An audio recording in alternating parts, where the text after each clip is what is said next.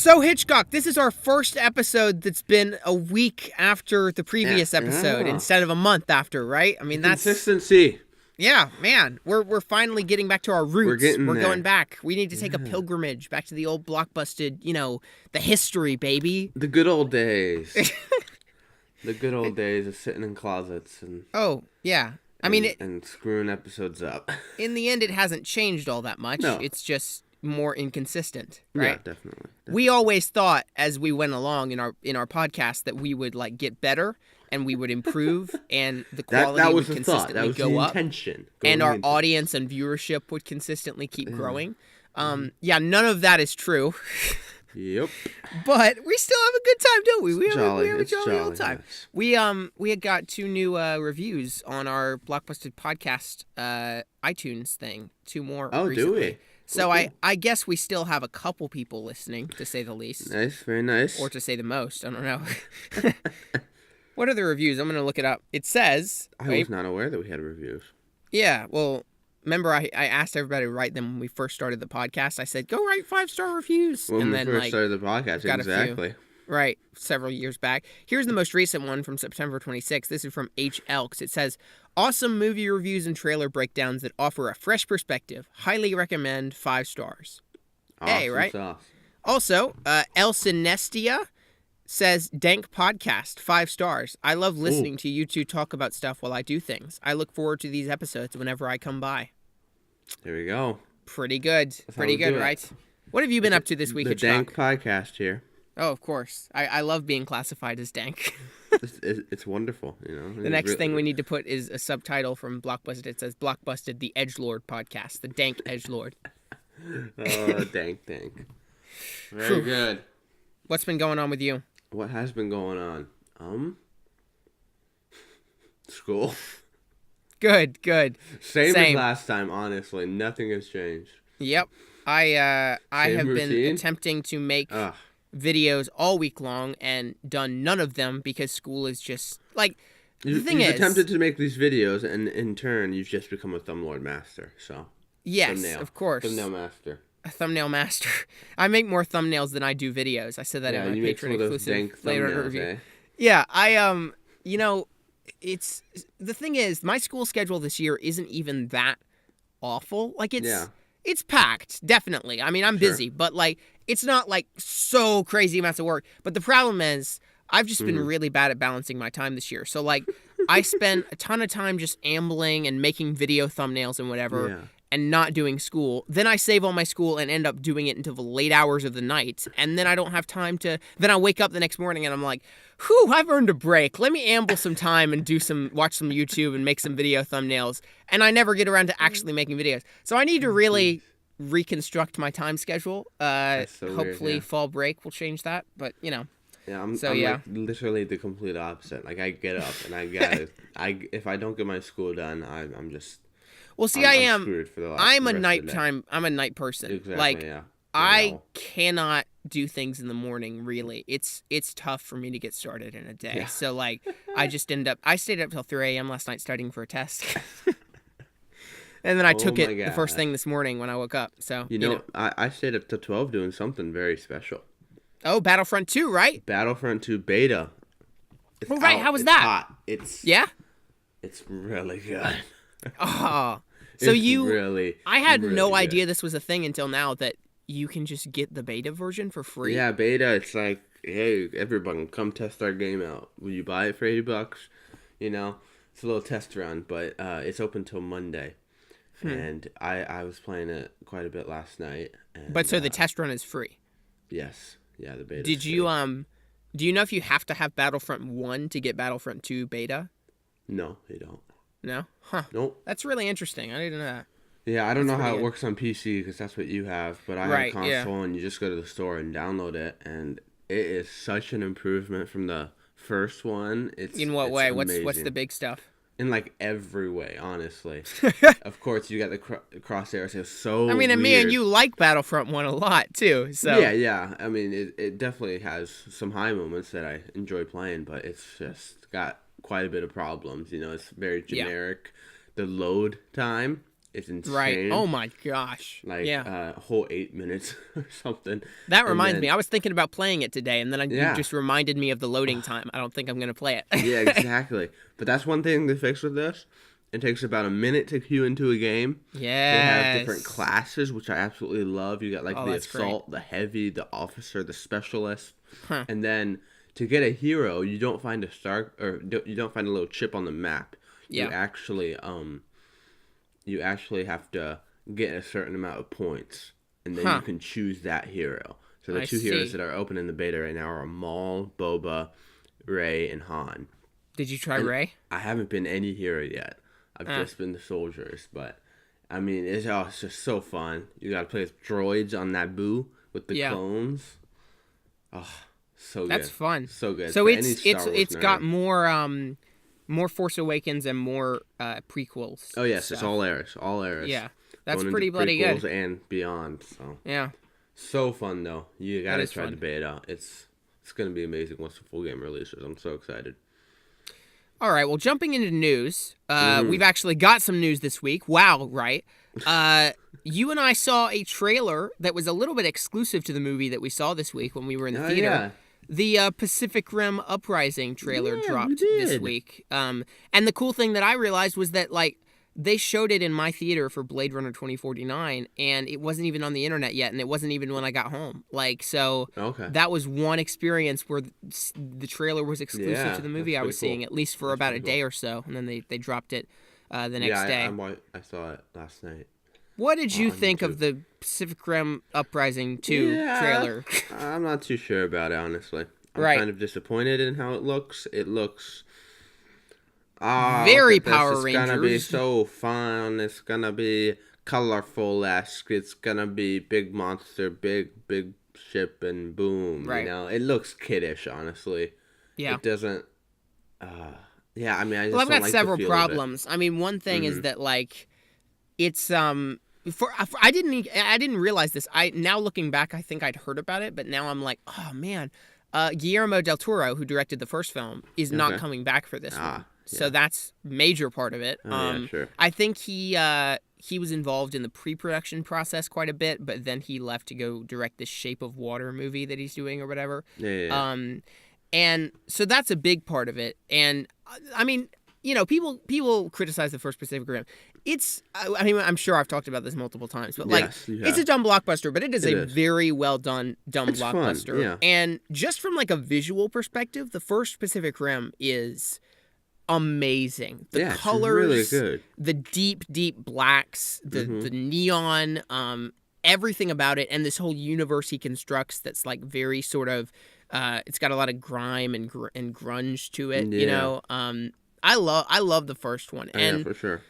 So I'm sure this will be fun, but it's one big part of this. This is just like a detail, but I think it's a big deal. Is that it looks like many of the fight sequences are set in the daytime, and that's not flattering. Honestly, one of the things that makes the first film so visually appealing is that all the fight sequences, just about, are set in the nighttime in pitch black, and so you really get the contrast of everything with the black sky, and it kind of hides some of the color grading, or it hides some of the color grading, and the visuals, right? The color grading. Well, that's what, you know, color grading often looks a lot better when it's nighttime because you notice the deep blacks more. So, like, that's what even Patrick Willems' video on Marvel's color grading says, is that, like, many of their best looking sequences are set in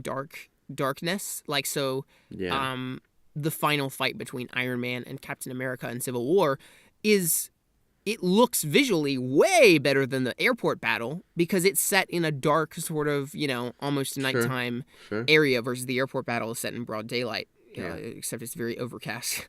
But so yeah, I don't know. I don't think the daytime fight stuff is flattering.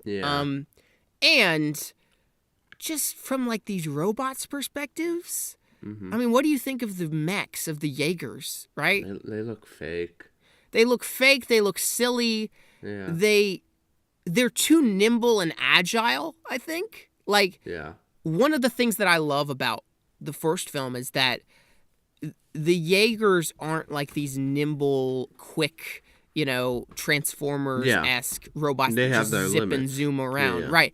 They're really, heavy billions of dollars machinery that like takes a while to move and work, and it takes the power of two people to even get it to be operated. So I always thought they did a good job in the first movie of showing the gravity of them and the weight of them and how huge they are, and lumbering, I guess. Yeah. But with these, it's like they're just zipping around. There's one where it's like they're like just little, running out of a building. Little toy action figures in some kids. Right. Like, they're just Transformers or Power Rangers mechs. Like yeah. they appear to have no weight, and then they've got all these silly weapons too. Yeah. Right? Yeah. Like the one's got like a weird nunchuck spike fist, and one's got a sword. One's got whip. A whip. Right. That's. Yeah. Whiplash 2.0 over here, And then like the swinging craziest we got in the first movie was the sword. Oh, right? that sword is great. And that sword's great, but they only use it the one time or whatever. So that's fine. People are like, if you have this, that the whole time. Right. But with this, it's like just crazy cartoony. I don't know. So, I mean, I'll see it, obviously. I don't think it'll be near as good as the first. Right. I'm sure it'll be fun. I think its expectations are too high. I think it's trying to be something it's not, honestly. I admired the one thing that I really did like that gave me kind of goosebumps was the beginning of the trailer features the main theme / motif of the first movie. Yeah, I noticed the that. soundtrack, That's the now. And I was like, yes, good thing they're bringing it back, because if they were to change the soundtrack in the second movie, I'd be so done. Why even call it Pacific Rim, honestly? Right. What do you think is the deal with Mako and what's his face, the main guy from the last one, Raleigh, right? Yeah. I read the synopsis, and apparently Mako is back, the Asian girl, but it doesn't sound like he is, Charlie Hunnam's character. So that's just another inconsistency that feels weird. Yeah. Don't you hate it when these sequels do they act like, I don't know, they completely introduce new characters and they don't talk about what happened to the previous, or like they totally cop out of something. Shoehorn them in and right. Or like I'm thinking of stuff like in Indiana Jones and the Kingdom of the Crystal Skull, like they just show a photo of his dad and he's like, man, it sucks that my dad passed away or whatever. Yeah. And it just feels a little off because they were in one movie and then they just disappeared. And I'm sure there's other examples of that. I don't know what they would be, but yeah, you know what I mean. Yeah, I get your point. Anyway. I feel the vibe. We should be getting a Justice League and Star Wars The Last Jedi trailer tomorrow. Oh, dang. Yeah. Really? Yeah. So, Justice League, obviously, okay. And then Last Jedi, we haven't had a trailer since April, so that's a big deal. Haven't we had like 5 for Justice League, though? Oh, yeah. It's, It seems like we've had a lot. This'll probably be like the 5th, if we count like the Comic-Con reel that they released first, and then the teaser trailer, and then the trailer, and the trailer 2. This should be like trailer 5, but they'll probably say the final trailer or whatever, Anyway.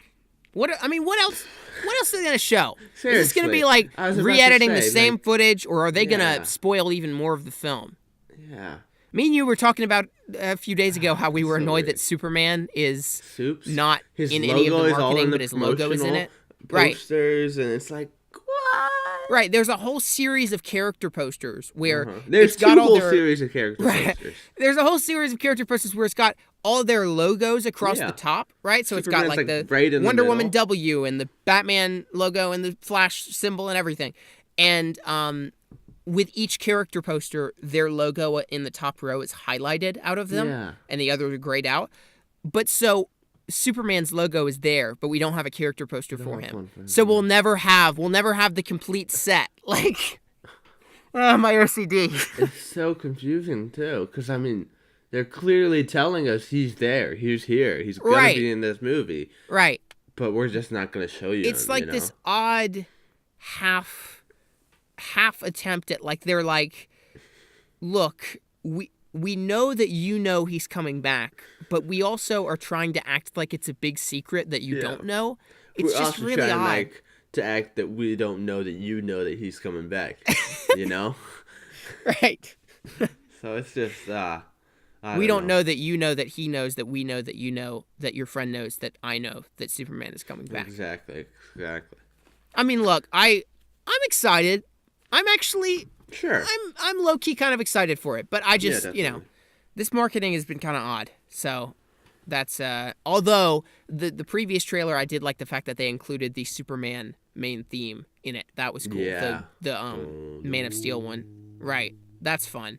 And I mean, to their credit, DC does an amazing job at integrating their themes with each film. Like we hear the Batman theme when Bruce Wayne's truck arrives in Wonder Woman. That's cool. Sure. But yeah. Anyway, Last Jedi trailer though, right? Last Jedi, yeah. This is. We're gonna get another one, I guess, huh? Yeah. I mean, what are these being released with? Anything in particular? Like it seems odd. Is it a football game? Is there a football game tomorrow or something? There is. Is there? No. I mean, there's a ton of football games tomorrow. Sunday, dude. It's football heaven. Right. See, I don't know anything about anything of this stuff. Yeah. But seriously, why are they? I mean, that's weird. I'm all for I hope Last that Jedi this is trailer. the last Jedi trailer. I hope that there's only That would 2 be trailers and that's it. You know, I'm just gonna use Dank this whole episode. They have done an amazing job of keeping stuff a secret up till now for Last Seriously, Jedi. you're thinking, and I like- hope that this trailer is the only one. Yeah. I mean, this movie's coming out in 2 months. Right. And when does Justice League come out? November. So about a month from now. Whoa. Yeah. So, I mean, Thor we have is, so less many than a more month away. trailers for Yeah. Justice League, and we have one for Star Wars. Right. Isn't that amazing? That's like, wow, what? that's crazy. I'm all for it though. I love being left in the dark. You know. Right. It's gonna be so good. I think it's gonna be so. It makes like I don't even know if I'll watch that Justice League trailer, honestly. I probably won't. You probably But then again, will. like I don't. Yeah, I will, because I don't Yeah. really care about. Yeah, but it's, it's just like I love being left in the dark going into the film. You know, if I see a teacher here and there, I'm set. You know, there's just something more exhilarating about seeing it. You know. Yeah. So, all sure. right. Well, we really need to get on with the actual topic of the episode. We do. You got somewhere to be. You got places to be. People to see, baby. People to see. Yeah. We're doing one of these episodes that we've done in the past where it's time sensitive, dude. It's radical. We're on a timer. Back in countdown. the day when we were always doing this. So, you and I was going to talk about the whole Twitter controversy that happened to me last night. That was very ridiculous, but I'm going to save that for another day because we just don't have time. I'm going to sacrifice my ranting. You can just record yourself ranting about that and then inject. Here, I'll give you a little monologue. Insert it right here. Yeah. I could just record my ranting about how this stupid Twitter thing happened last night. But no, I'm sacrificing my own rants for the greater good of talking about Blade Runner. Right? Thank God. I think everyone appreciates you for this. Whew. The only time I'll ever do it. All right. No. All right. What did you think? So, you and I both saw Blade Runner 2049 on Thursday night. What did you think? And what was your experience overall? I love it. It's great. Experience overall, I saw the double feature. Yeah. Which that was super cool to see the first one on big screen and then immediately transition to the second one. Right, It's always super fun when you have 2 sequels. Especially the way that they did this one. It's intertwined so carefully and so meticulously, I feel. Right, yeah. That is just, it really... I found it extremely helpful to see the first one because they reference it several times. It's like, oh, yeah. You know, it's just fresh in your mind. Yeah. But, first one was amazing to see on the big screen, you know. I thought I was going to like it more than I did the first time we watched it back You were like, I'm going to love this movie on the second round. You know, I'm thinking, you know, I've sat with it. I've thought about it a lot, you know. I absolutely love the soundtrack. And I'm like, okay, I'm going to give it a shot. And, you know, I mean, I was watching it and it's like, there's just moments that are like, okay, that was really good. That's a great scene, great moment. But then there's other moments I'm just like, what the heck is going on? Why? Like, why are you doing this? You know, like there's just so many little things here and there. and it gets overbearing a little bit. Well, I agree, because maybe it's just because we're both really basic and I don't can't know, tolerate weird stuff. But, the final battle with Roy Batty, where he sticks his head through the wall and he's, howling like a dog, and, all the weird stuff with his hench girl, the other replicant who does the gymnastics, and then, pulls his nose, and, starts twisting his wriggling head on the ground. Yeah, twists his head. It's... And, the weird puppet stuff with the little, toy soldiers and whatever, right? It's amazing for the time, sure, but it's just kind of bizarre now. And I feel like it really doesn't fit with the universe at all, especially, it feels oddly... I mean, it is. It's dated, and it feels like it's from the 80s, because it was. I do think, this is...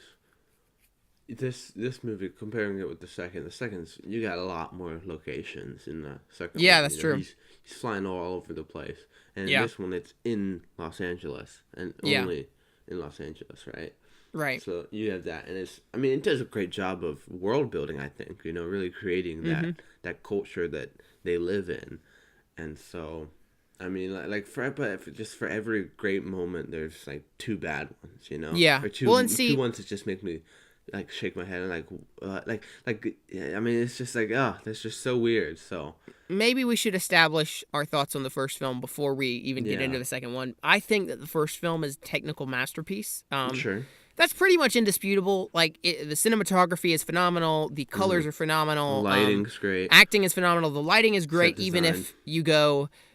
Why would anyone want to live in that dark, dimly lit apartment? Sure, but that's another thing. It's part of the universe. It's part of the universe and part of the world building, which is why it's done so well.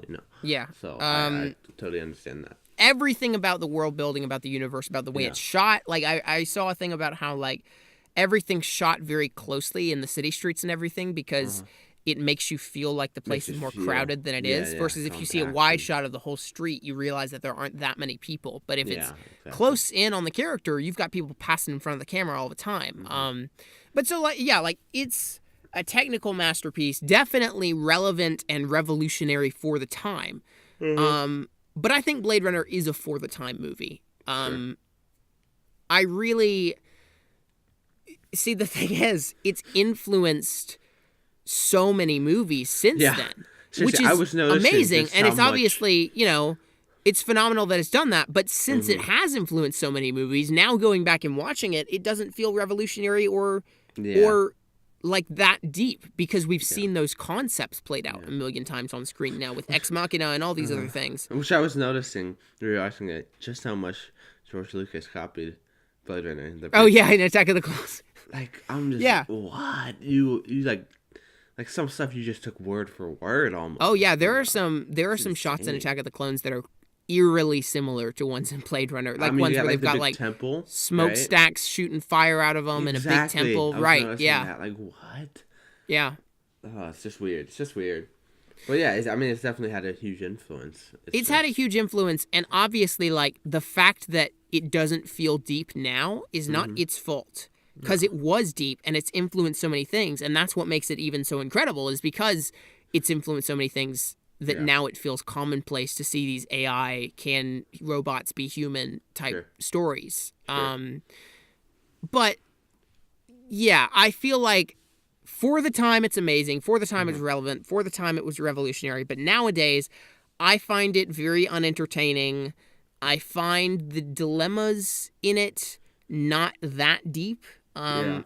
They, again, were for the time, but now I go, I don't know, we've kind of touched on this, and I do think it's, I don't want to be the guy, every time I'm about to say this thing, I go, I don't want to be that guy who says that, but it is really slow and boring at times, and I don't want to be the person who says that, because I love movies like that. I love Arrival. Arrival is a very slow sci-fi movie. I love all kinds of different movies like that, but I just find it very unengaging often. So those are my thoughts on the first film. Yeah. I don't know. I did find it felt oddly edited too.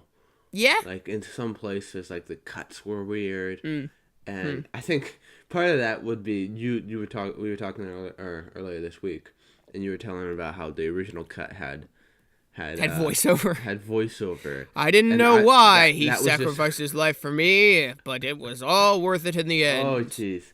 And she turned out not to be a replicant in the end. Yeah, so just to be clear, we're talking about the final cut in everything that we're saying. Yes, just to be sure. We both saw the final cut, yeah. Yeah. But I was thinking of that in my head, and like, you can't get that out of your head once you think about it. It's like, oh yeah, I can totally hear a voiceover, even though it's not here. I can hear it, this slow zooming in shot, it's just like, there are so many things in the theatrical cut where they just copped out of stuff in the first film. So like the final cut ends with, we don't know if Rachel has a termination date or anything, or if she'll die.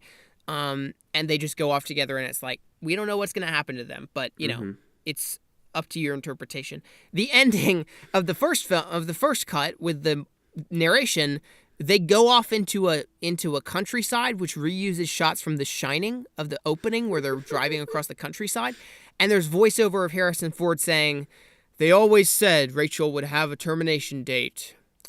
Turned out she didn't, and we lived happily ever after." Oh, jeez.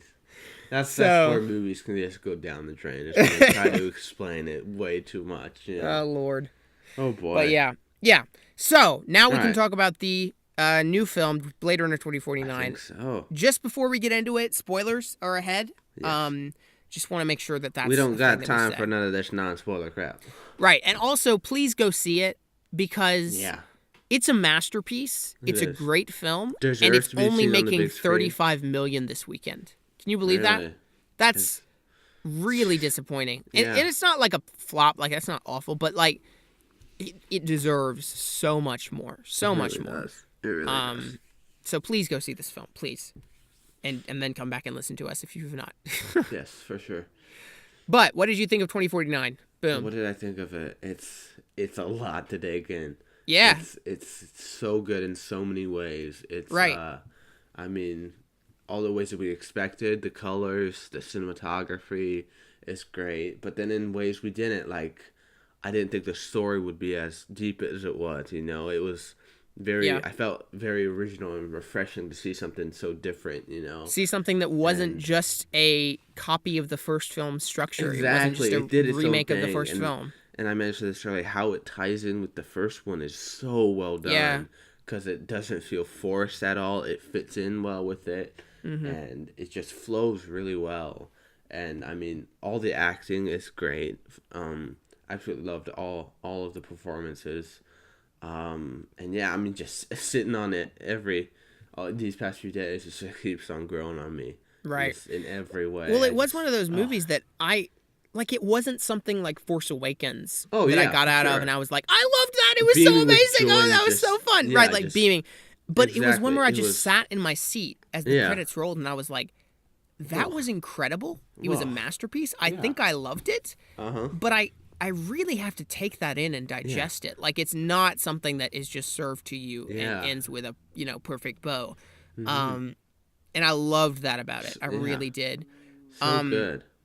Speaking of Force Awakens, there's actually several things about this film that I love that it does differently than what like Force Awakens or a film like Force Awakens would do. Sure. Okay. One of the things that I love about this film is that it doesn't just maintain the status quo of the first film. So, like, with Star Wars The Force Awakens, it's been 30 years since Return of a Jedi. Mm-hmm. We're dealing with new characters, but it's pretty much the universe is exactly the same, and the movies are exactly the same as they were in the 80s. So, like, the universe of Star Wars itself since Return of a Jedi hasn't changed in 30 years. The technology is all the same. The characters have gotten older, but the universe, the planets, all of it is the same. And even stuff that was supposed to change, like the Empire going down, then the First Order rises up, and it's in its place. Because Disney's just like, we need to keep Star Wars the same. We need to play it safe. We need to make sure that Star Wars remains the classic Star Wars that everybody loves. We'll just rename some stuff and have it be new, But with Blade Runner 2049...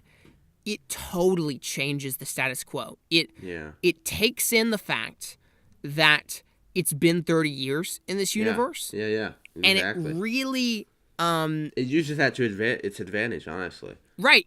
It's not just the same like classic callbacks to the first film. Look, it's a, you know, what else would you say? Look, it's a hairdryer shaped like a bowl or whatever.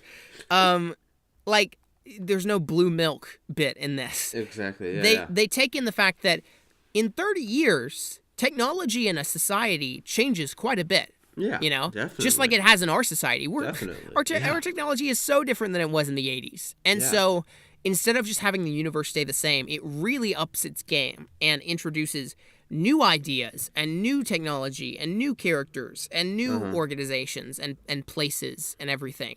Yeah.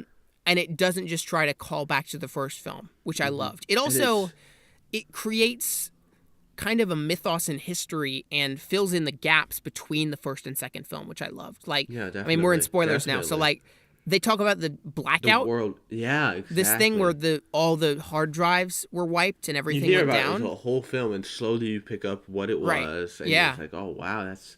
Yeah. I mean, that's just another great aspect of the world building. You know, it ties in perfectly. Yeah, it fills in that gap with something that means something to you. Like you really instead of just saying, and then for 30 years between the first and second film, the universe was roughly the same as it always was. There was no significant events that happened. But no, there's like this catastrophic event happened. You know, there's so much horror, and it was just madness. You know. Yeah. And I loved how this handled that. And the only thing that did feel a little bit first order-ish for me was that basically Wallace, who's Jared Leto's character, his organization's the same one as the Tyrell Corporation. It's just a different name. I mean, it's similar to that whole thing. But to its credit, the movie really does. The way that he's using replicants is different. So, like, in the first film, I had to go back and, like, clarify some stuff. But in the first film, replicants are only used off-world, and there's not that many of them. And so that's why Blade Runners hunt them down, is because they've escaped from their off-world stuff. They're on Earth or whatever, and there's only like 4 for him to hunt. Everyone else is supposedly human. But here, replicants have been sort of stopped production, and Wallace's replicants, what are they? I don't remember what they end up being called. Nexus 8s maybe or something. I think so. Well, have been integrated into society pretty much. Exactly. So like they're accepted, and it's a normal thing to see a replicant on the street. You know. Right. Yeah. Which I thought was a really interesting. Oh yeah, for sure. Changing of the status quo, as well. You know. One of the things that I was thinking about is that I think the key to understanding Blade Runner is realizing that replicants they don't have like metal parts inside of them. Yeah, that's weird. It's weird to think about. It's like 'cause that's artificial. Right. But it's a human, you know. So that's the thing I think that's the biggest part of understanding it. Like people who think that the replicants are robots are wrong. No, and I think they really misunderstand the film in that way, because the crux of the issue is that replicants are literally humans. I mean, everything about them is human, except that, as far as we know, they can't reproduce, except for Rachel. But the reason that we think that they can be inferior is because we created them.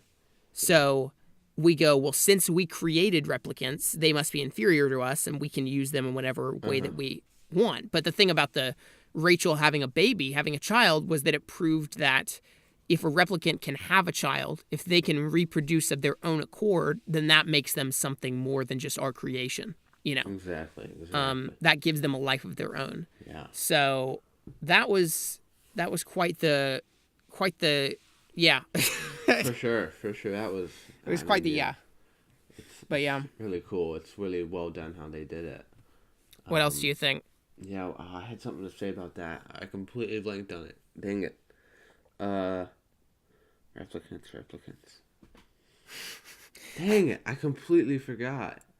It was going to be something amazing. It was going to blow your own minds, you know. Oh, good. it was gonna make me feel really good about myself. Great. It was gonna put me as this super smart dude. So. Right. Oh, what was that? I forget.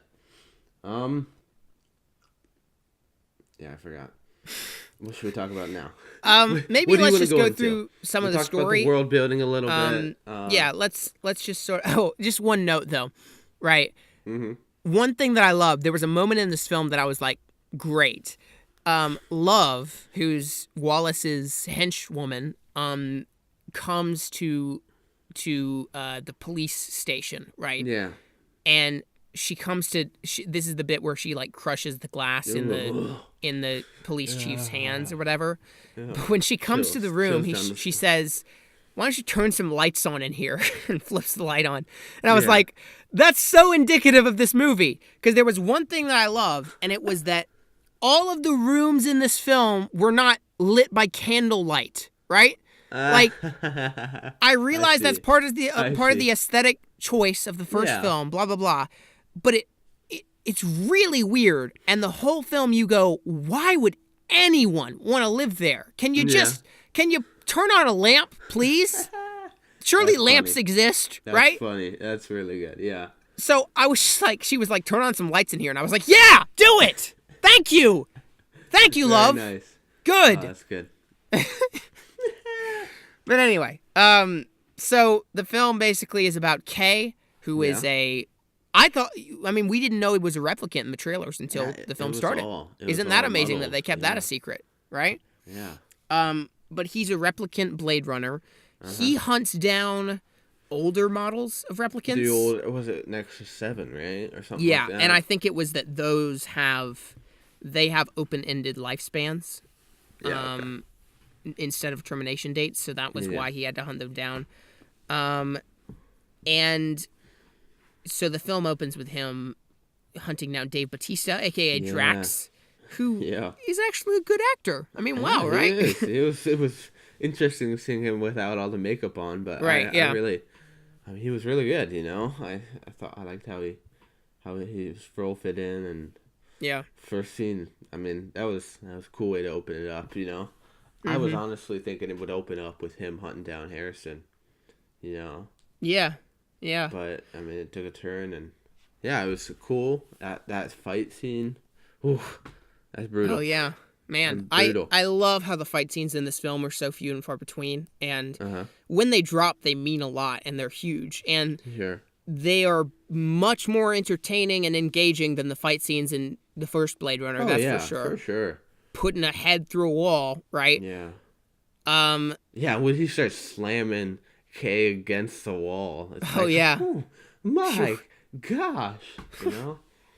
It's really good. Yeah, the action in this was great. That's another thing. Really, really well done. Enjoyable to watch. Brutal and that was good.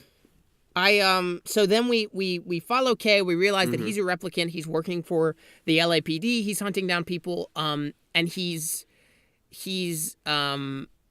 talks about how he's got implanted memories, basically. Yeah. And which we know about that from the first one with Rachel. Right. And this ends up being that's one question I have. In the first film, is it just supposed to be that Rachel has implanted memories, or is it supposed to be that every replicant does? I don't know. Because I get the feeling it was just Rachel. Because I think that's why they say that she was so hard to detect her being a replicant. And that's why the test took whatever 100 questions or something, was because she had memories, which made her more human or something. Yeah, exactly. That would make sense. Because, I mean, the other 3 replicants, especially at the end, with, what's his name? Roy Batty. Mr. Wolf dude. Goes howling about. But he does talk about his memories, but they're memories he actually experienced when he was in the stars. Yeah. You know? Yeah. So, yeah, that's true. But yeah, I think she was the only one who had implanted memories. But now, so now in this universe, 30 years later, every replicant has implanted memories. But they're not, like in Rachel's case, it was memories from Tyrell's niece. Memories from Tyrell's niece. Yeah. In this film, we find out that the memories are all fabricated, for the most part. And in fact, we find out later that it's illegal to use real memories in a replicant. Yeah. Which was one thing. So when we meet the girl who we eventually find out is Deckard's daughter. Yeah. But when we meet her, Anna Stelline, Okay. I was just like, this is brilliant. I loved that character, and I loved that concept. Really nice. Yeah. I mean, she was just the idea, like, she's almost like the director of the film. She's the one who's crafting these scenes, you know? And the one who truly is experiencing and appreciates beauty, you know? And oh, yeah, for sure. And still sees these amazing things. I loved that and that character that whole and that scene everything. Where Kay's talking to her. Yeah. Like, that's a great I thought that was great acting on his part, especially. Because he really, like, you can see, like, what he's dealing with, you know? Is he human or is he a replicant? Because he's been told he's a replicant his whole life. But is that actually true? You know, his whole life is being tested right here or whatever. So I thought that was great. I really love that scene as well. Yeah. Well, I loved the fact that the film, it really, like, it leads you on a journey with Kay, and you are just as confused as he is. And it knows what you're thinking. It really knows. Yeah, it does. So the whole film, you're going, is he their son? Could he be their son? And you even feel like the smart one. You're thinking that, and you're like, ha, I've figured it out. Like, I bet I have. When he's sitting down at the bar with Harrison, or with Deckard, I'm like, dude, just tell him. Just tell him you're the son, you know? Yeah. Or whatever. But then they totally throw us off, which is They totally throw you off. And it feels organic. The journey feels like it really makes sense. And it's painful, too. It's painful, and it really, you know, he's experiencing it. It's not one of these things where the audience is knows something more than the character. We are experiencing this with him. And so when we find out he's not, it makes even more sense. And not to mention, like, they don't ever say anything directly to the camera, really. You know, like, they're never like, maybe I'm the son, right? It's all implications. Oh, yeah, that's a good point. Which I loved. There's no telling, it's all showing. It really does rely on you to follow the story and make sure you know what's going on. And almost like some of that, I was like, I think I'm following what's going on. And in retrospect, I was. But I was constantly going, am I missing something here? I need to make sure I'm not missing anything here. You know? So I'm very excited to see it again with the knowledge of what happens and see what setups there were. You know?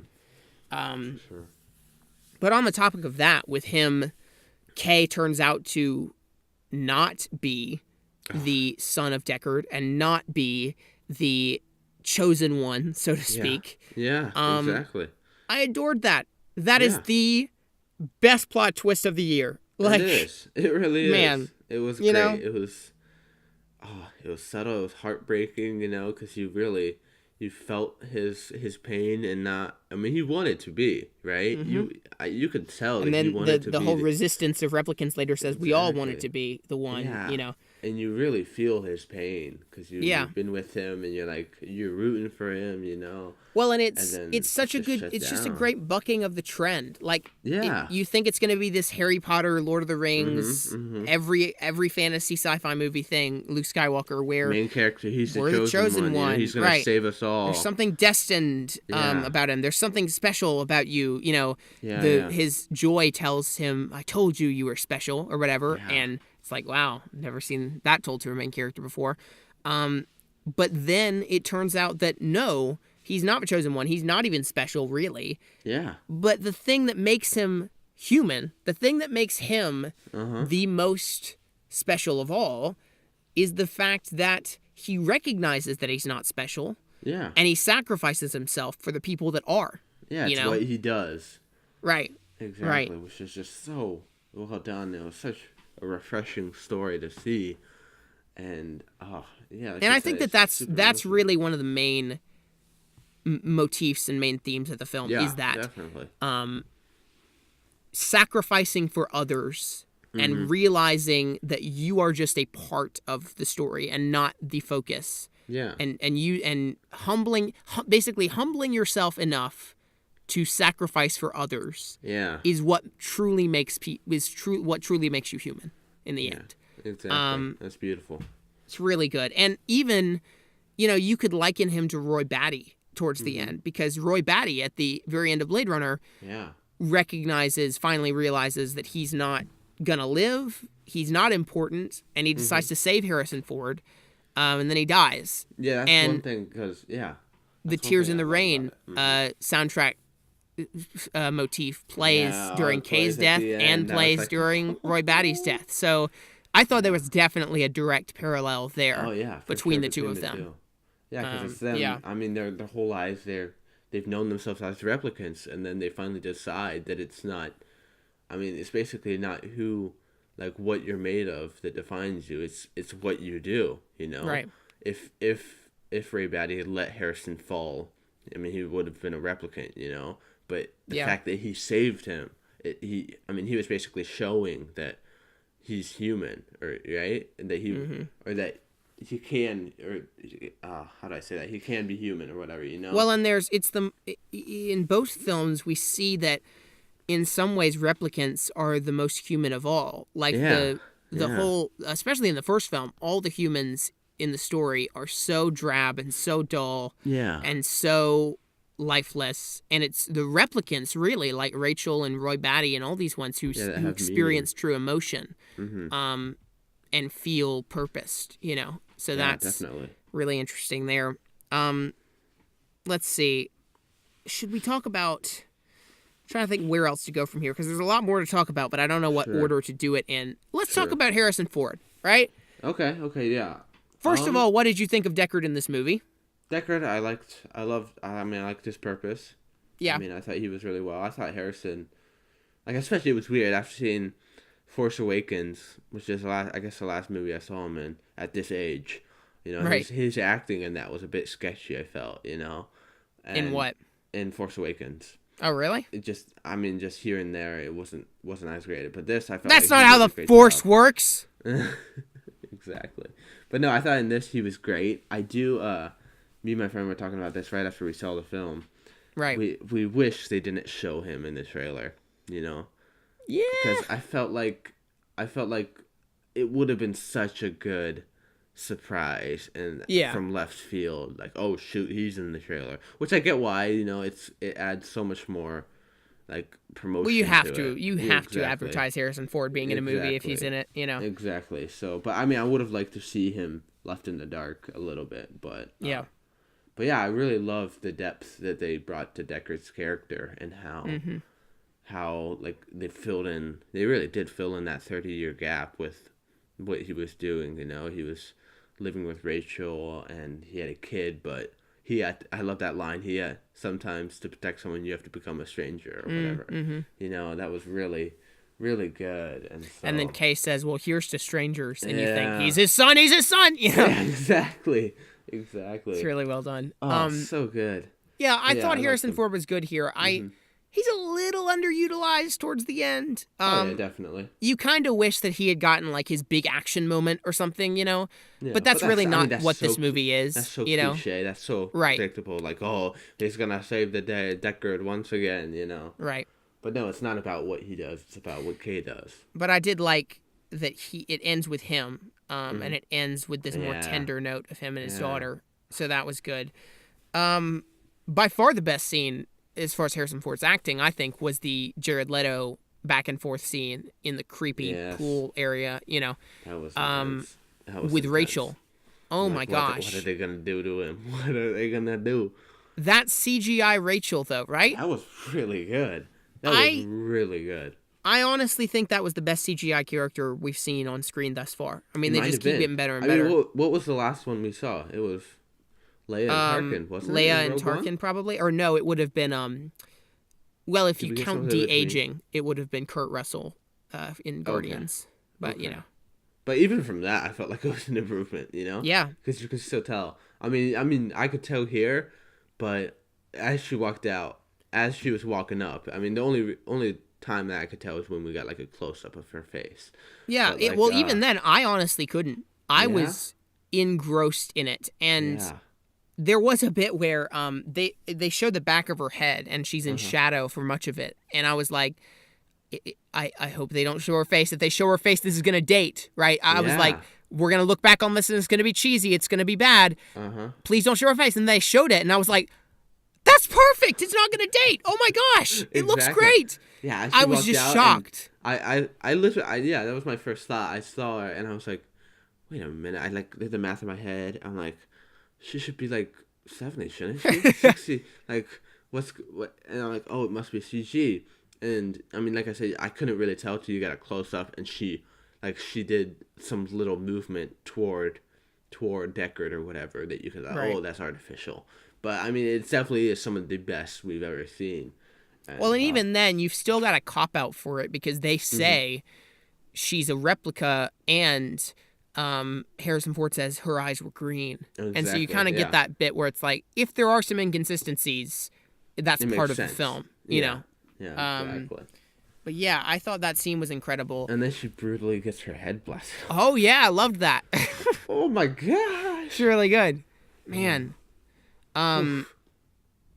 But yeah, it's a good temptation, and as that scene unfolds, Jared Leto is constantly tempting Deckard, and saying, "What if her feelings for you were programmed all along? What if your feelings for her were programmed? You know, exactly." And giving us this stuff that changes the whole playing field of the first film. We don't know if what he's saying is true, though. You know, exactly. That's what's so scary. But maybe it is, maybe it isn't. Maybe this was the plan all along, to see if she could have a child. You know? It does sound that way, though. From this film, I think it sounds like Tyrell created Rachel to be the first replicant with a reproductive system. And attempted to get her pregnant, basically. Yeah. Sure. That's what I gleaned from it. I think that's what happened, but we still don't know about Deckard, which kind of leads me to what the biggest question of all, basically, which is Deckard a replicant? What do you think after this film? First of all, I love that they didn't make it clear. You know, they didn't come out and say he's a replicant, ladies and gents. You know. Or whatever. I felt very like in the dark after the film. I'm like, well, is he? You know, because like we literally we don't have any more clues than we did. You know. Well, and I love that because like the first film, I saw some comment on a thing and they were like, they had their one chance to answer it. Yeah, comment on a thing. They had their one chance to answer it and they skipped out. Man, how dare they? And I'm like, but that's like part of what made the first film so beloved is that it doesn't answer every question. Like the best films go down in history because people keep arguing about them for generations. You know? Yeah, when you explain everything and show everything right in the front of the audience, it takes away the mystery and the wonder of it in a way. Well, and the best part of this is that this story works either way. If you think he's a replicant, it works, and if you think he's not a replicant, it totally works too. Yeah. You know, what do you think in terms of if he is or isn't? I don't know. I still don't know. Because, I mean, I noticed seeing the first one on the big screen that his eyes do glow in that one scene.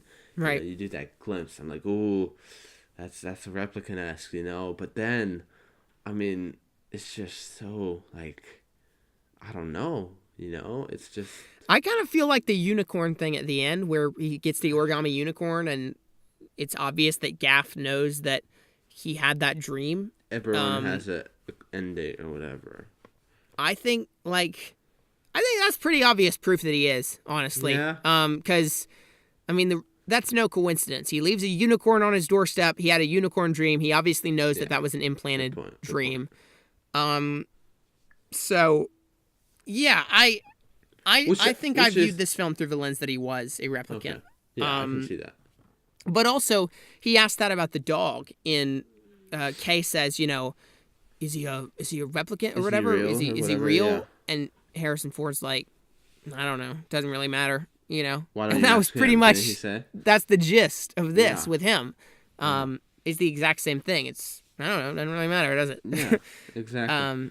And I think that he's even maybe gotten to a point where he doesn't care if he is or not, and maybe he doesn't know about himself either. Yeah, you know. That's really interesting. Mm-hmm. So, yeah. Yeah. Yeah. I enjoyed this whole.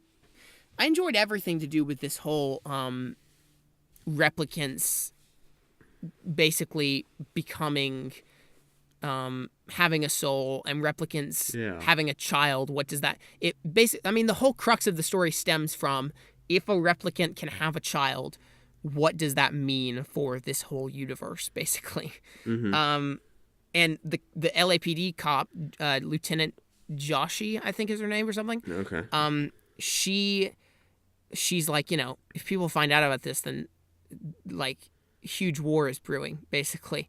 Yeah, exactly. And meanwhile, Jared Leto's character, Wallace, thinks basically, this is one thing I've seen some people arguing about, which is that he wants them to reproduce, and he doesn't know how to. He doesn't have the technology or anything, which is why he wants to. This is what I got from it, I think, which is that I'm pretty sure he doesn't know how they reproduce, so he wants to interrogate Harrison Ford and interrogate and find the child, basically, to study her. Yeah, definitely.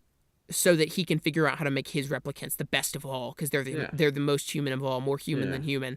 Because he thinks that if he makes them reproduce, then he can control their children and spread replicants throughout the galaxy off to all these off worlds. The galaxy. But the thing is, I think that's his arrogance, actually. Like, okay, yeah. He doesn't realize that if they have kids, I don't think he's going to be able to control the replicants anymore. They'll be free. They'll be their own. Totally. Yeah. And so I think he thinks he can control them, and he thinks them being able to reproduce would be a benefit to his company. But that's his arrogance. He's wrong. Probably running through the ground, Right. Honestly, so. But yeah, I thought that was a really, really interesting predicament. And the whole thing at the end almost implies a sequel, with the fact that it seems like there's a replicant human war building almost with the whole replicant sort of underground. They mentioned that, and then it's never really played out. There have been a lot of movies this year that have featured like a minority who's oppressed rising up against their master or creator. Apes, mutants, replicants, right? Yeah. It's pretty Definitely. Good. Yeah, what if we got a trilogy? What do you think about that? I was going to ask, would you approve of a sequel? I don't know. I mean, more than anything, I just don't want this to be a franchise or something, yes. Which I think... If you did a sequel, the one, please. Yeah. If you just make this a trilogy, I'm all for it. I love trilogies. I love how you can make a good trilogy amazing, Right. And I guess this does have the potential, but then it also can just get run into the ground. You can totally see. Right. And I have no problem with ending it here. None. It's just, Yeah. I feel like that's the same way this film does. It doesn't set anything up too massively. Like it does set up that, but I feel like that can be left to what we interpret, that can be left to just the theories or whatever, Yeah. And just let Blade Runner be from now on, honestly. Yeah.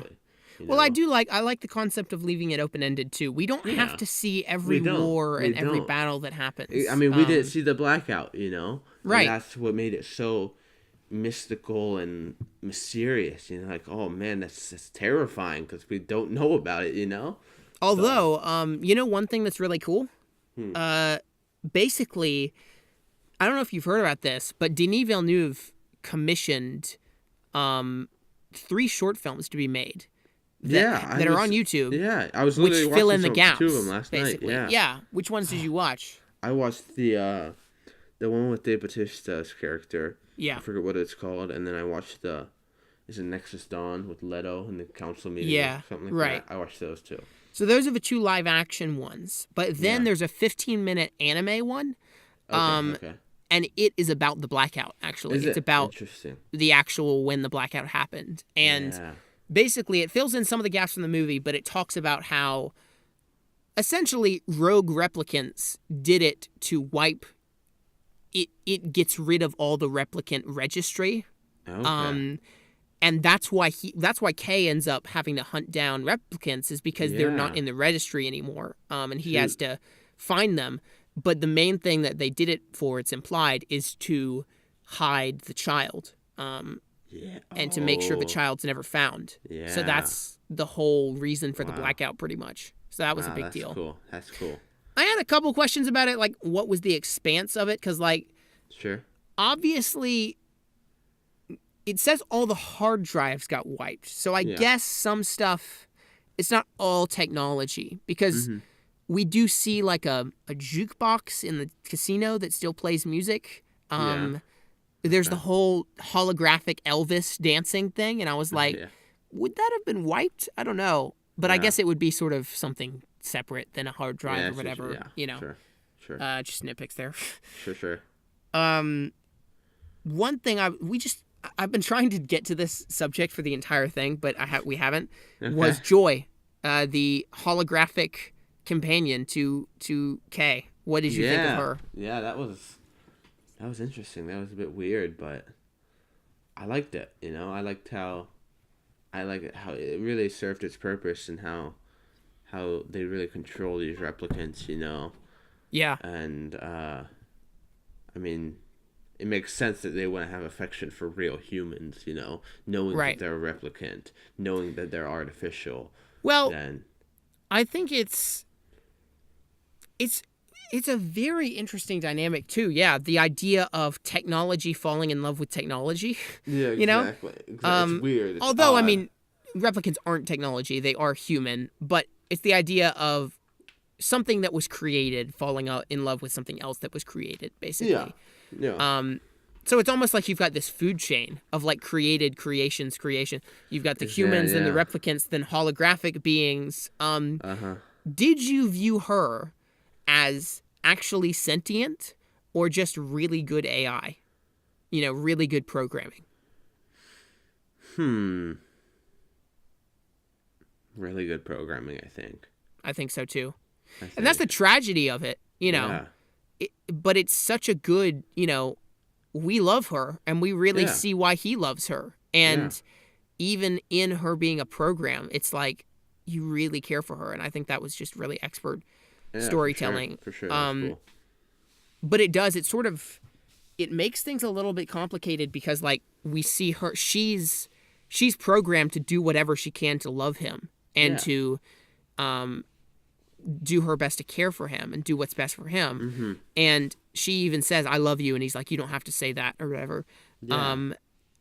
But so, like, when she says, put me onto the basically mobile version of this little mini projector, and wipe me from the database, does that sort of downplay her sacrifice because she was programmed to do that because she's just caring for him, you know? Sure, that's interesting. Yeah, I don't know. And I heard her, like, Grace Randolph was saying that like it was some sort of awful thing. She was like, that ruins the entire movie. It's just ridiculous. That would downplay. And I'm like, no, that's just really interesting. Yeah, for sure. But man, like, I loved her in this film. She's nice. Very attractive. Yeah. But everything about the whole the little jingle that plays whenever she would come into the scene, where it's actually the Peter and the Wolf classical music thing. Dun, dun, dun, dun, dun. And I thought that was a nice touch because I think there's some more subtle meaning there. But she also, it was a great idea because it gives the main character someone to talk to, you know? Yeah, for sure. Much of the first Blade Runner is him just sitting around and moping, you know? With the nice sax playing in the back. Right. You could even see why they thought they should add narration because it's like, how do we get the character to say anything if he doesn't have anyone to talk to? But so this was a good idea because it gives the character someone to talk to and give exposition to without having it be talking to the audience, basically. Yeah, but it wasn't overused. Like, it wasn't overused either. They could have been like, okay, Kay, you're gonna basically explain what you're doing to her. Yeah. You know, and completely just butcher this idea. You know. Yeah. But no, you really feel how he uses her for company. Honestly. Yeah. You know, like when he's alone in Deckard's house, she's on walking around looking at stuff, right? Yeah. And you can tell the company is there for him. You know. which is really... they do such a good job of playing out how lonely he is, really. Oh, yeah, I mean, for sure. He has no one in his life. His best friend is a hologram. Yeah. And all his memories, even the ones he thought might be real, turn out to be implants, you know? Yeah. It's so tragic, and it really makes you feel for him. I also thought, I mean, just from like a technology perspective, I was so afraid that this movie was just going to reuse all the same technology stuff from the 80s that was you know, that was really cool and revolutionary then, but now it's like we've evolved. Oh yeah, for sure. So I liked that they created new technology in this film and new things that felt new and unique and inventive and were relevant to today. So like holographic companion, that was really cool. And the stuff that they did with her, like where she's inside the real girl, you know, that was just really interesting. Yeah, you know, for sure. Not to mention, there's other things like he uses like a drone to scan the area and everything, and take photos. Lots of stuff like that. But I was like, cool. They came up with some new ideas that feel relevant and futuristic even for now. Because so many futures in movies now don't feel futuristic at all because we're so futuristic as it is. But so it takes a lot for a film to come up with ideas that actually do feel like, wow, that's really, you know, like I honestly felt like I was watching like Star Wars in 1997 or 1977. Like I was like, this feels really revolutionary, and it does. These are things that I haven't seen before, which is such a rarity, you know. Yeah, so refreshing to see. So really inspiring and all, you know, just I was awestruck the entire time. Yeah, you know, beautiful. But yeah, what else? Should we just touch on a couple other things? What did you think of Jared Leto's character? I really liked him, honestly. I thought he was he was interesting. I thought Leto did a great job performance-wise. I felt we could have seen more of him. You know, I felt like he was a bit underused. But yeah, I mean, yeah, he was good. So. I thought I liked the whole the little like things in his neck that allow him to see that are little floating drones. Like, and he seems to control them using some sort of like dolphin pop kind of sounds, like that sort of frequency. Yeah. So that was kind of fascinating. Yeah, it was interesting. I feel like if we'd seen more of him, I might have liked him as a character more, because I just feel like he would have been explained better. But now, most of what we saw of him was just him. I thought he was good, but he was kind of the Jesse Eisenberg Lex Luthor of this movie. Yeah. Not nearly as bad, of course, but just going gods and monsters and biblical themes and blah, blah, blah, you know. And I'm going, okay, man, can you just, you know, it's very hard to connect with because he's this guy who just talks about that stuff all the time and lives in this crazy palace that you're like, who would ever want to live there? Yeah. And again, that's just part of the universe. But I just feel like if they developed him a little bit more, I could have understood his motivations a little bit better. He's fine. I think it basically is. I mean, in this culture and in this society, he's almost considered God, basically, because he's creating humans. Yeah. You know? Well, he's like the Steve Jobs, Bill Gates, everything combined. Of their time, yeah, exactly. Right. And they even mentioned in the title crawl, which I loved the opening titles that explained the whole thing, very cool. Retro. But they even explained that he like, you know, he did more than just the replicants. He also brought back food, basically, and like created really solar-powered. Yeah. It was something like basically where they use solar power to grow crops or something. Yeah, the farms or something. Right. So I thought that was really interesting that he's even done more than just the replicants. He's kind of saved their culture single-handedly. And he was their savior after the blackout, essentially. Yeah. So that was fascinating to me. Yeah. But yeah. What else? What'd you think of Love, his assistant, the sort of henchwoman, if you will? She's creepy. Yeah, really creepy. She's really creepy.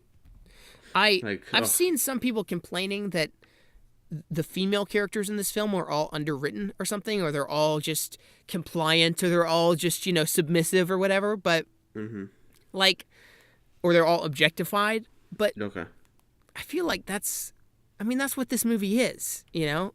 Like, Joy is a great character, but part of this is we sort of get the sense that this culture, this Blade Runner future, has developed in such a way that people objectify stuff all the time, and they're very like centered on basically new porn, essentially. Yeah, okay.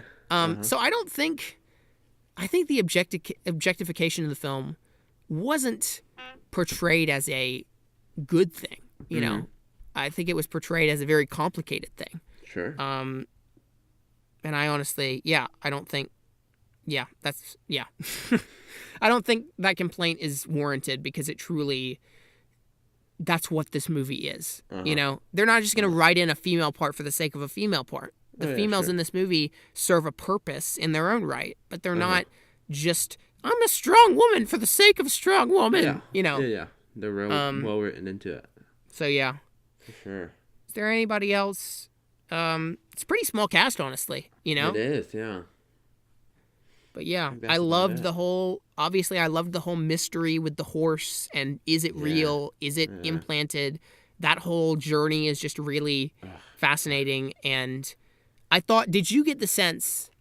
I mean, I think I'm almost 100% sure that this is what we were supposed to think, but I was a little confused at the moment. When we see towards the end the real version of the memory with the horse, where he's standing by the fire, and then the kid turns its head to the camera, and we get the sneaking suspicion that it was a girl the whole time. Did you get that feeling too? You mean that's after they tell him that it's a girl, that he flashes back to that? I think so. The first time we see it. Not the first time. Not the first time, because the first time is It's the first time we think it's him. Yeah. But we flash back eventually, and then the camera kind of slowly dollies in on the child, and you look closer for a moment, and you just go, "Oh yeah, that's a girl." It makes you. I thought that was a really good revelation. It was very subtle. I guess the first time they do it, it's quick and you have in your mind it's a boy, but then they come back and you're like, no, rethink this. Rethink this. Is that actually true? What you thought before? You know, look at it again. Look at it more deeply. Yeah. And no, you can tell, like, oh yeah, that's a girl. Yeah. Really. But so really cool. Before we wrap up, obviously, I mean, we haven't even touched on some of this stuff. Like, the cinematography is amazing. It is. Come on, right? Roger Deakins deserves an Oscar for it. The sound design is amazing. The soundtrack is amazing. I love the way that the sound design and the soundtrack are the same thing, right? Yes, exactly. Like, some of the soundtrack sounds like sound design, where it's like, that sounds like a motorcycle, a motorcycle sort of engine rev. Exactly. They do that really well in the first one too. Right. Intertwine the two. So it feels like the music is a part of the scene as well. You know. Yeah. So it's really cool. It's really interesting how they integrate it. Right. For sure. All right. Anything else to touch on? Is that about it? The gun sound is amazing. Oh yeah, I know, right? Every time that gun is the coolest. Like, oh my gosh, it's really good. Oh my gosh, such a cool sound. Yeah, this deserves sound design, I think. Yeah, at the Oscars. So. Yeah. Yeah. Out of 22, classic rating system or nonsensical rating system. What do you rate it? Jeez, might go as far as the 22, honestly. I was gonna say like 21.5 or something like that. You know, I mean, it is up there. Out of 5 stars, it's a 5-star for sure. Yeah. But yeah, I mean, it's just so phenomenal. And I've always said I don't give 10 of 10s, but like I give this like a 9.7 or something, and that's the highest I really go. It's up there. It is phenomenal, right there. Yeah. What do you think? Is it the best movie of the year? Yeah, for me it was. Mm-hmm. Yeah. It's currently rated under Logan on Letterboxd for me as number 2. Yeah. But that may change, and I'm still thinking on it, and I'm going to see it again tonight and make up my mind. So, yeah. Yeah, I need to see both of those again, actually, because I've only seen Logan and Blade Runner once. Right, So, but as of now, as of the first watch, it's Blade Runner, then Logan. Yeah. So, but yeah, they're both... We've had so many good movies this year. This has been a great year for film. It has. Oh, I'm loving it. All right. So. Well, I know that we have gone a little long. You have some work to get to, don't you? I do. I have work. I'll be late. Oh, well. Real quick, any picks of the week, if you will? Did you watch anything? No, I didn't. No? Just Blade Runner. I haven't watched anything vibe. either. It's strong. I have been reading. I know, right? Yeah. Wow. I've been reading The Disaster Artist, which is the book based on Tommy Wiseau's the production of The Room. And it's the thing that they're making the movie out of in December. And boy, oh boy, you need to read it. It is hilarious. Oh my gosh. It is so funny, so insightful, actually surprisingly emotional, and just really, really well told. So I can't wait to see it on the big screen. I'm really excited for that, For sure. All right. That was a little quick pick of the week, because I know we have to rush it up. Where can people find us on social media, right? Yes, I'm at nerd_stream7 on Instagram and Twitter. I'm at Blockbusted Pod on Twitter and at Houston Productions 1 on Instagram. Maybe I should make that the same someday, right? Yeah. I don't know. You can email us at blockbustedpodcast@yahoo.com if you would like to. And what else? Oh, yeah. Patreon, right? My Patreon is... We've got 8 supporters on Patreon now, so that's fun. Very nice, very nice. But lately I've been trying to really up my game on the Patreon and provide more rewards. So $5 or more, you get an HP1 sticker, which I've sent out like 5 so far to different people. Nice. But if you just pledge $1, literally $1 a month, then you get access to unscripted reviews of all the movies I see that I record on the day that I see them. So I did one for Blade Runner yesterday. I did one for A Ghost Story. I did one for Kingsman. And there's just me talking for, 10 to 20 minutes about the film that I saw for people who care. So, yeah, it's fun. Just go to patreon.com/Houston Productions 1 for that if you want to check it out. All right. Is that about it? I think so. Shall we do an episode next week, Hitchcock? Shall we stick to a schedule? Shall. Yeah? We will. I guess we'll figure it out, won't we? Consistency. Maybe we'll talk like sci-fi movies or something, right? We'll see. Who's to say? Good stuff. All right. Thanks for listening, guys. I've never said that at the end of an episode before. We do now. Thanks for listening, guys. Thanks for listening, guys. Say your catchphrase, Hitchcock. Wing it. #wing it. Boom. There you go. What even is this? And we'll see you later. Beautiful. Bye. Later, my dudes. That was dank. It was indeed.